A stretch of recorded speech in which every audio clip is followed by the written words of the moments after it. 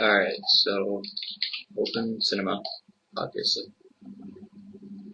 Just give it a sec.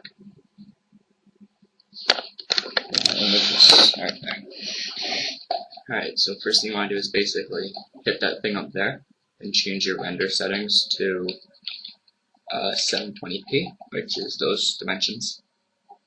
Should give you that.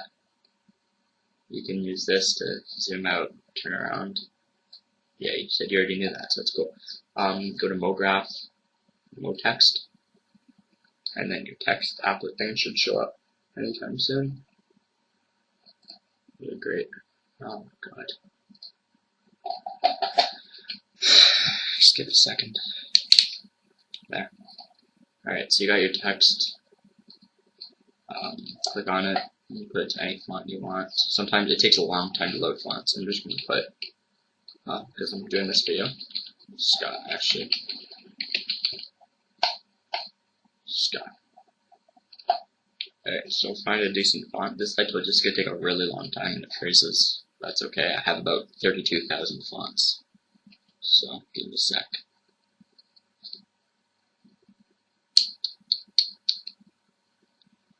Come on. It's actually not normally this slow, so okay, here we go.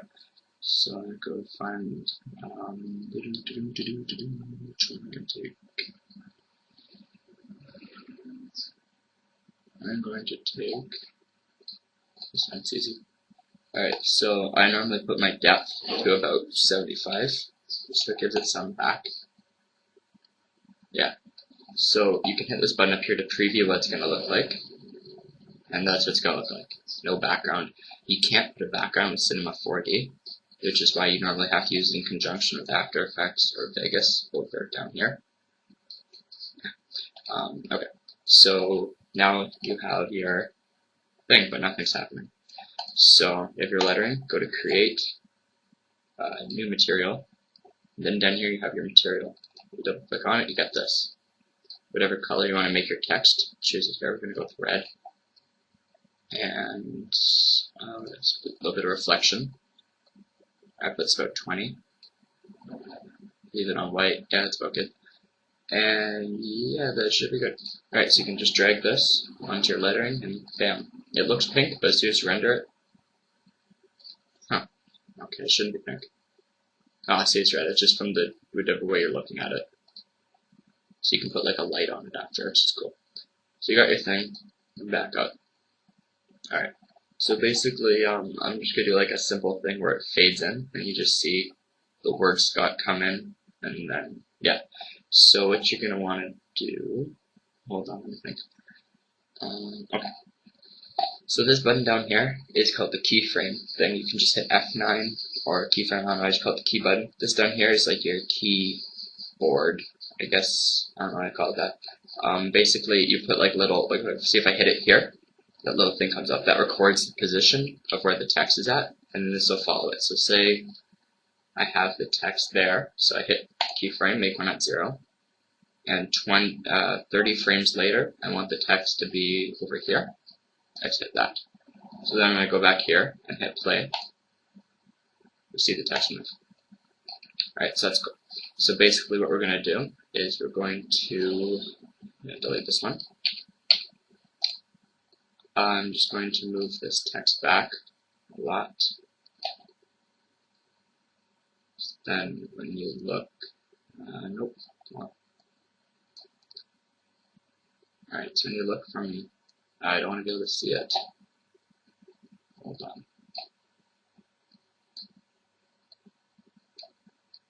Alright, that should be good. Alright, so you can't see it, so hit keyframe. And then we're going to go to 60 frames later. So that's about, give or take, 2 seconds, because the thing is at 30 frames a second. So 30 times 2, 60, 30 a second, so it's 2 seconds. So 2 seconds it'll get there. So we're going to move it back, line it up with that line, spin around, Scott should be there, and then hit keyframe. Well, by the way, it doesn't record these functions up here. None of these will record whatever dimension you're looking at, so that's cool. It just lets you mess around with it. Put that in perspective. Okay. So we hit keyframe there. No shit. Yeah, I did. Okay. If your keyframes don't show up, it's probably because you're not clicked on the text, which is cool. So now you should have something that looks like, just put this in the right position. Should have something that looks like this. It's not great, but you know, it works. So now what you're going to want to do is you're going to want to add a light so you don't have that pink look to it. So it looks kind of good. So hit this and just hit, I normally use spotlight. Yeah, so there. So it's going to put a lighting on your text. You can move it backwards. It's like it'll add like a light. Inside it, I'd drag these little things, make it wider, just so it looks like it's coming from somewhere. Maybe put it up. You can hit this thing up here and change the direction so it want to face down. Maybe, I don't know. Whatever works. You can mess around with that. So that now as you move this around, you'll see the light comes from different. Yeah. Alright. Oh, also that white thing isn't going to show up. There. So it'll work better. So then your introduction looks something like that. So you'll see the light, if you look here, sorry, you'll see the light actually come into play.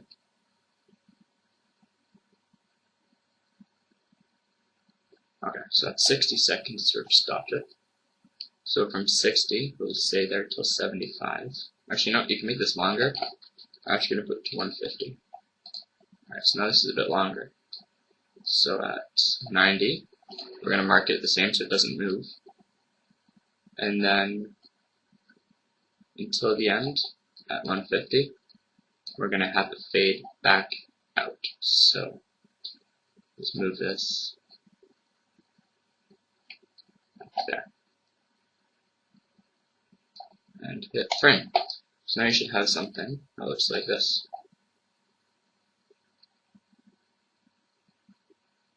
It's shitty, but it's an intro.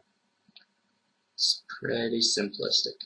If you can get things like this thing called Frosty, which is what I did for my logo, which like breaks it up into little pieces. Like let me just show you quickly. You won't have this, but it's kind of cool. So it'll just basically crack it. You partition your text. It looks cool. If you want to get it, you can just download it, find something online. You just basically drag it into Cinema. There's got to be a gazillion tutorials on where to install it.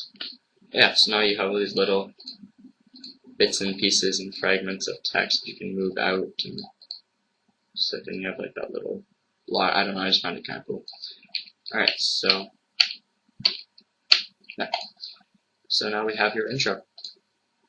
It's shit, but it's simple. You can mess around with how you want it, like say for example when it comes in here. So when it gets to 60, say for example you want it like that, but you want it to kind of like come in on an angle or something. So you zoom out here, you can hit this, and you can turn it like that, and then hit record again. And then when you come in to your frame, you should have something that looks like this. And maybe do it on the way out too. Might look kind of cool. Maybe the other way. Good, so then you should have something like this.